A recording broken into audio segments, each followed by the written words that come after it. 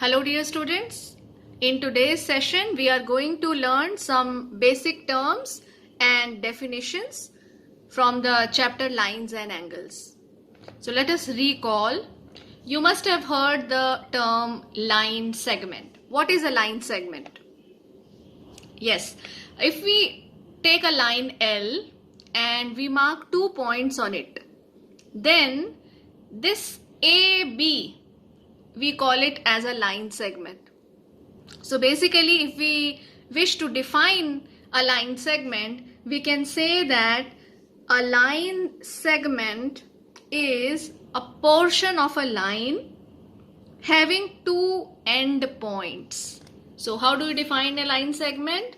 It is the portion of a line, or we can say it is a part of a line with 2 end points,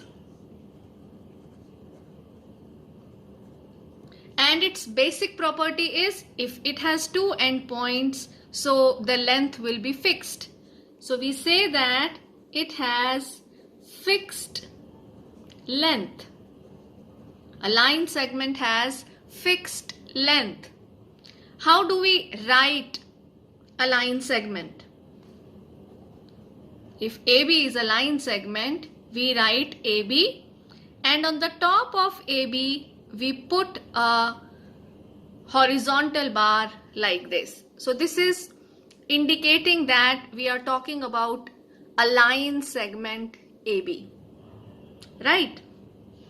Now, second term which we are going to take up is a ray. What is a ray?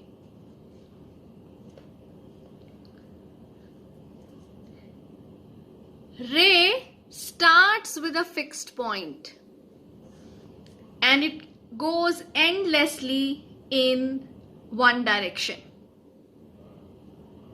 So how do you define a ray? Yes, it is having a starting point and it is not having any end point. It can be extended endlessly in one direction. Say for example, I say A is the starting point and we take a point B anywhere on this ray. Then how do we write it? We say that AB, and see the notation, how I am writing. AB, and on the top there is an arrow, a line followed only in one direction. So it has a fixed starting point and there is no end point.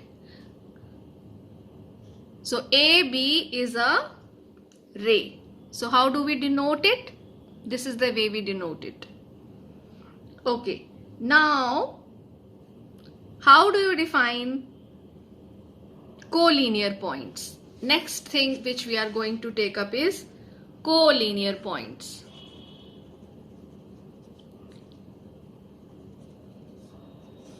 Try to understand this. Say for example, I have taken a line L. Another way of representing a line is we can take up 2 points on this line and we can say that AB is a line. How do we represent AB as a line? We write AB and both the sides on the top, you see how I have taken this symbol? Yes, on both the sides we put the arrow. So AB is a line, or we say if we take a small alphabet, that is also one way of naming a line. So it can be L is a line, or we can say AB is a line. Right? Now, let us discuss about collinear points.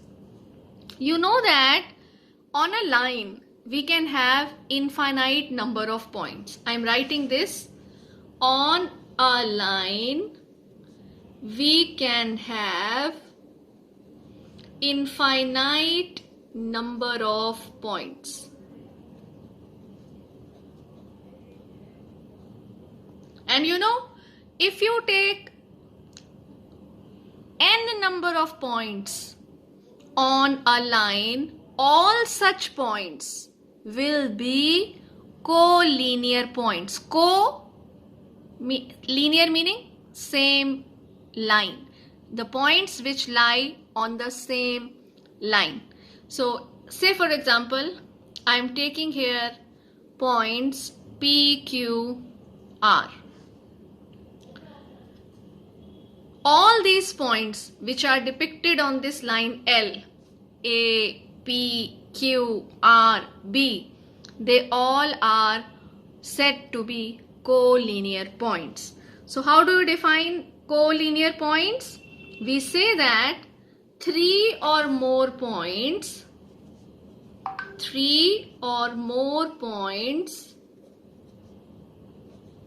lying on the same line are called collinear points. So all these points which are on the same line L, they are called collinear points. And otherwise, if they are not lying on the same line, so I am writing here, otherwise they are called non-collinear points. So you have learnt now two more words, collinear points and non-collinear points. Okay, tell me one thing. I am making a figure here.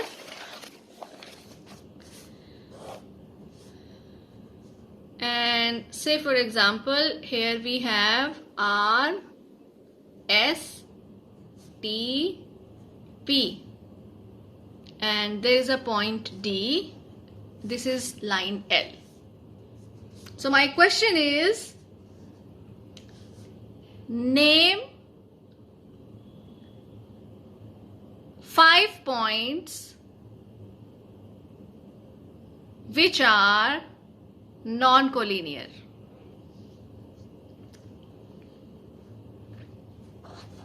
Yes, R, S, T, P. If you add D to it, all these 5 points, they are non-collinear. If I say, name 3 points which are collinear. Here you can take up any 3 points which are on the same line. For example, you can say S, T, P. They are collinear. R, T, P. They are also collinear because they are on the same line. So if we say the points which lie on the same line, they are called collinear, and if they do not lie on the same line, they are called non-collinear points. Okay, moving further. Now let us recall the definition of an angle. This you have been studying from class 6. So how do you think an angle is formed? Yes, you are right. When two rays, they originate from the same point. So say for example, this is a point A and there are two rays, AP and AQ. They are originating from the same point A. Then an angle is formed. So here we name the angle PAQ. And this point A is called vertex. This point A is called vertex. And AQ and AP, these are the two rays, are arms of the angle.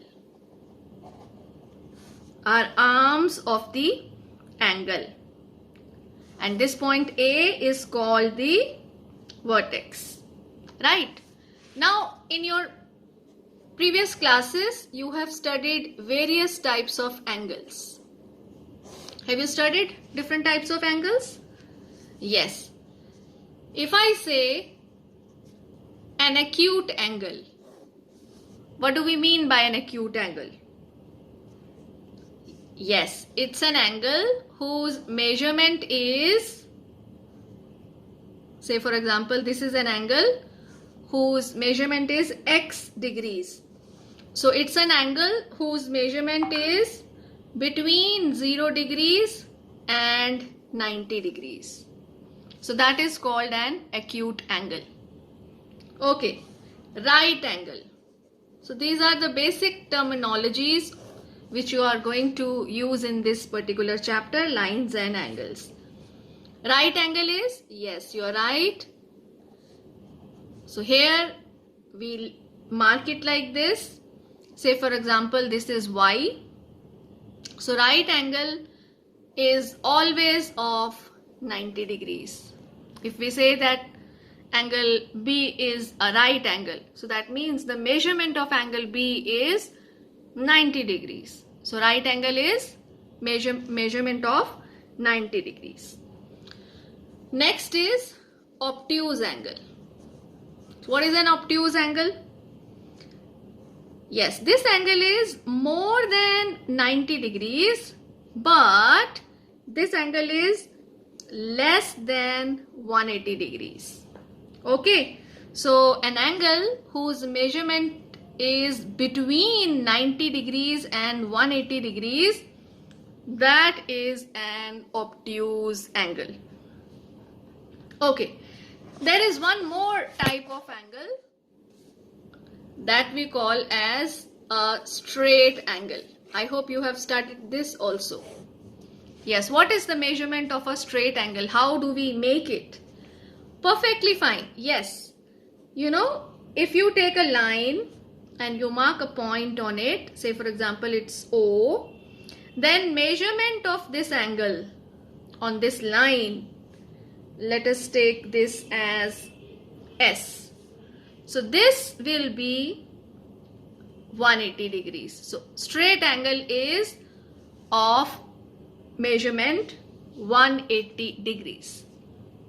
Okay, moving further, let us understand what is a reflex angle.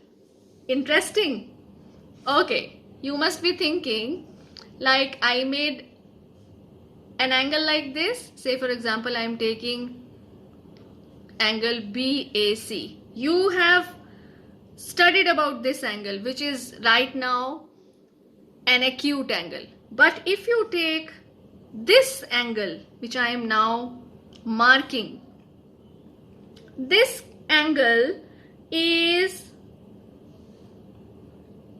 between 180 degrees and 360 degrees. So if you get such angle, it's more than 180 degrees and less than 360 degrees. So such an angle is called a reflex angle, right? So here I am writing this as R. This angle R is reflex angle. Let me mark it using this crayon so that you can understand this. I am talking about this angle. Okay, so this is a reflex angle. So you have understood acute angle between 0 and 90, right angle exactly equal to 90 degrees, then between 90 and 180, that's an obtuse angle, exactly 180 degrees, that's a straight angle, and between 180 and 360 degrees, that is reflex angle. I hope up to this everything is clear. Okay, moving further. Now I will be discussing about two pairs of angles. Okay, so two angles, they are called complementary angles when their sum is 90 degrees. So if I say one angle is x degrees, so the other angle will be 90 minus x degrees, because you see, if you add these two, you get the sum as 90.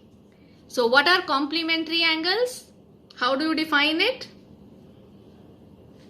Yes, two angles whose sum, you can write it also, two angles whose sum is equal to 90 degrees. That is called complementary angles. So normally if we say x is an angle, what is its complementary? Its complementary will be 90 minus x. Okay, say I give you an angle 45 degrees. So what will be its complementary? Very good. It is 90 minus 45, that is 45. Okay, if I say 30 degree, what is its complementary angle? So you need to look for an angle. When you add it to this 30 degree, you get the sum as 90. So 30 plus 60 is 90. So 90 minus 30, that gives us 60. This is how we get complementary angles. Okay, another one is supplementary angles. So what are supplementary angles? Like we had complementary angles, two angles whose sum is 90 degrees. Similarly, we have two angles whose sum is 180 degrees. So if I say one angle is y, so the supplementary will be 180 minus y. Right? So how do you define supplementary pair of angles? Two angles whose sum is equal to 180 degrees are called supplementary angles. I hope it is clear to you. Okay, tell me one thing. If I give you, find the supplementary angle of 120 degrees. Yes, what is the answer? Supplementary angle of 120 degrees. Yes, answer is 180 minus 120, that is 60 degrees. Because when you add 120 to 60 degrees, you get the answer as 180 degrees.